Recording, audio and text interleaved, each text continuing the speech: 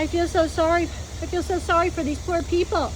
They have such a beautiful piece of property, and their house is like, it's like a very old house in the front, and then they have an addition to it. It's just lovely, and yeah, it's just super pretty. But you know, right there are some people, and you know, there's a really, I think this is the house, I don't know, but that's a brand new house right there. I can't imagine anybody willfully building a house there. So, thank you. No, my friend's here. Do you mind being in the heat? No. Okay. And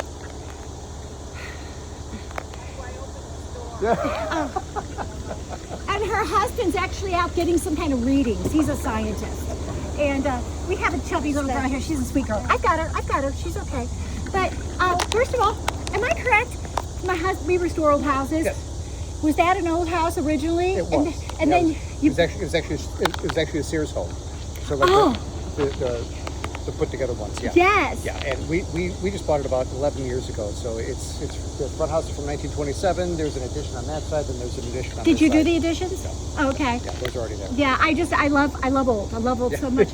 So how's it been for you? I mean, well, let's start with the construction. Sure. What was the construction like? So the construction, it was kind of, I guess, kind of a surprise. The city gives to us because we're close enough. And they said, hey, you know, just got any objections? Like, well, you know, we moved here. We knew that this was a light industrial area. Yes.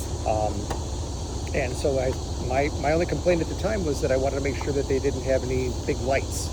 Okay. I, of course, never assuming that they were building something that was going to have 90 plus generators, cooling fans with like 240 fans on the top of the one closest to us. Mm-hmm. And they'd already had one of the data centers all the way in the Yeah, we already, corner. yes. So the one at the very far corner, that one was already here. Okay. And then they built the second one, then they built this third one. Oh, okay. So then also the city gave them a special dispensation, allowed them to go 2 stories instead of just 1 story. Okay. And also when it was your understanding, it was just going to be 1 story.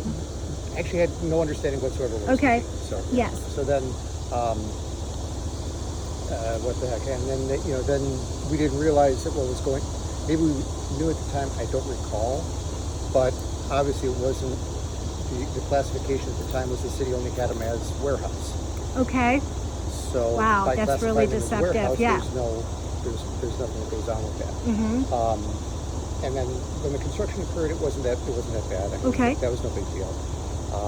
Their footprint is relatively small compared to some of the other ones that are going to be going in, obviously. Okay. So, the construction, like I said, wasn't a big deal. Really, the big problem occurred about April of last year. Okay. So there was a power event where they were forced to start running their backup generators.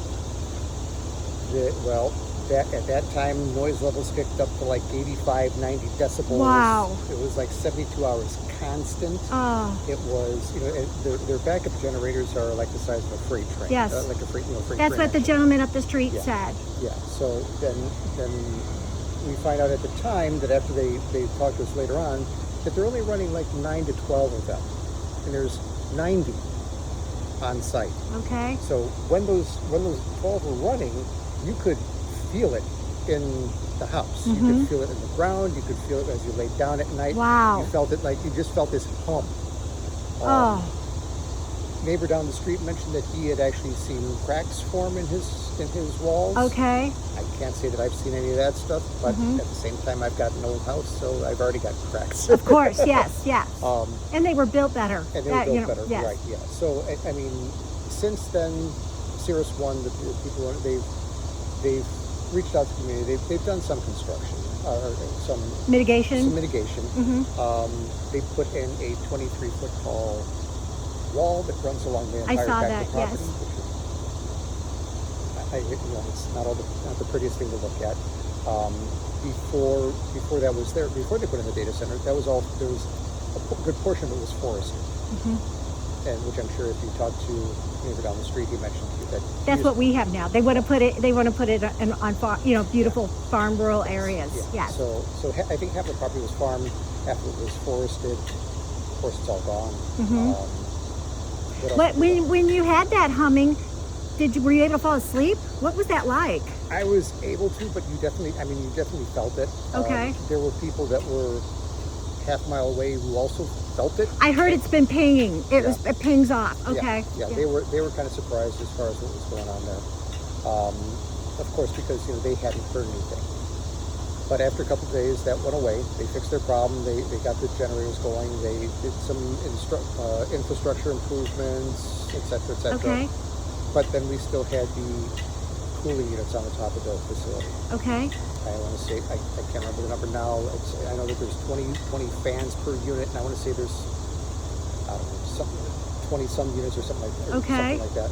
And each fan is this of big. Of course. It's a big air conditioning unit. Yeah. Industrial size. So right now, that's really what's been the biggest concern of ours as far as additional noise. Is there light at night? Because that doesn't look bright like I've seen on some pictures. It depends. For the most part, they do have lights up on top, but they don't turn them on. They were told to turn them off. Okay. They had them on at the beginning, but unless they're doing maintenance on it, they don't turn those lights on okay. top. So that wasn't that big of a deal. Okay. Something that's new with the ones that they just put in across the expressway is you step over here. You can see these two towers. Yes. Well, those weren't there before. Oh, okay. And so now we have, in our backyard, as you're looking out, you see these lights flash. Yeah, yes. So fortunately, at nighttime, they switch to red. Okay, so yes. they're not as bright. I But see during the that. daytime, right at dusk, it's sort of like, these just came on about a week ago. Okay. 2 weeks ago, maybe. Okay. With the ones across the street. Okay. So that's that part. But going back to the noise with that, there are frequently times when we're sitting on our porch or back deck The here. lovely deck, yes. Yeah, so I'll do language learning like Duolingo. I can't do my Duolingo on there because I can't hear it without turning it way up. Oh wow. So oh wow. It does sometimes impede conversations, so that you have to talk very, very loud. Do you have any pets? We do not.